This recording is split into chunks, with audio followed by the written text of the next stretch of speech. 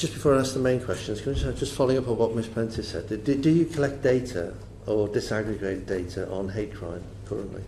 I will need to, and happily will come back to you perhaps in writing if you like specific answers to that. Hate crime is something which has been pursued, indeed championed by the CPS. Can I say, because it's the first mention of hate crime, that as with that and other specialist areas of crime, our appetite for prosecuting those cases is even across the whole criminal justice system.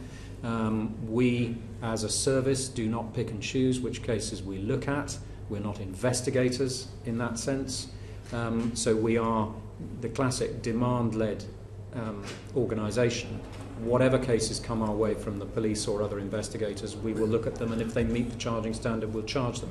But I don't know specifically on could you, when looking at that, would you, for the committee, just look at potentially any information you've got about the number of cases brought forward by the police? Certainly. And the number of cases that you then take on for Yes. prosecution? Yes. On the range of hate crimes, antisemitism, sexual hate crimes, a range of others as well, just so we've got some sort of broad examination of that, because again there may be issues whereby I'm aware of some private prosecutions that have taken place on the back of the reluctance or agreement of the CPS not to take forward police prosecution issues, and I just want to get some sense of how that fits in. Yes, I mean I think all I'd say there is to be careful. I want to be careful about any suggestion that there's a reluctance on the part of the CPS to take cases forward. I don't recognise that. That's fair. What I'd say actually is that the CPS has been responsible, using the statutory powers at our disposal,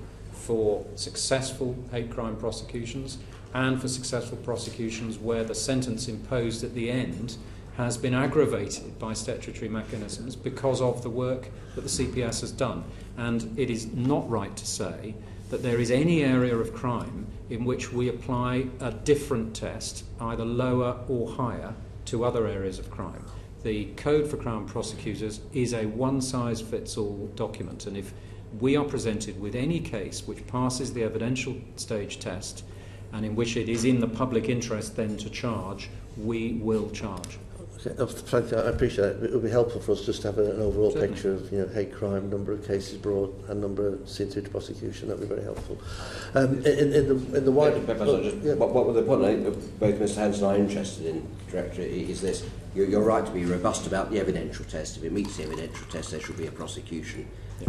There are instances of concern that, for example, something was said by the CPS not to meet the evidential test. But then there are convictions, either privately or after a judicial review, and there are convictions.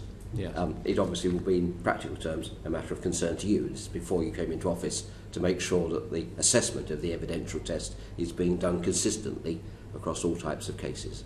And I'm sure that's something you'd be happy to. Yes, agreed. To look forward going forward. Thank you.